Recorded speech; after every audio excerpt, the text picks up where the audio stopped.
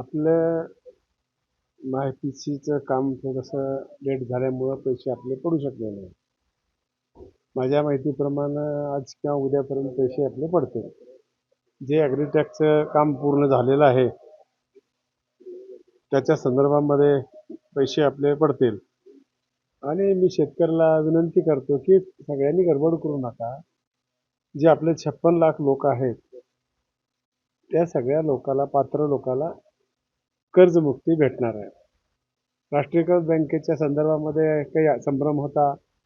त्या संदर्भात आमच्या खात्याचे प्रधान सचिव तरडे साहेबांनी, आमचे सहकार आयुक्त तावरे साहेबांनी देखील इंडिव्हिज्युअल बैठका मॅनेजरशी घेऊन काय प्रकारचं बोलणं झालं होतं त्या संदर्भात बोलणं झालेलं आहे. त्या संदर्भात लोक त्या कामाला गती भेटलेली.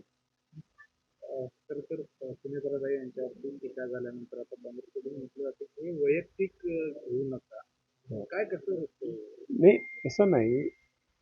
तर एक आपण महाराष्ट्रामध्ये राहतो. शिवाजी महाराजांनी जो आदर्श घालून दिलेला आहे, आता वहिनी अशा दुःखामधून बाहेर आलेल्या आहेत आणि ते अतिशय चांगल्या प्रकारचं काम करत आहेत.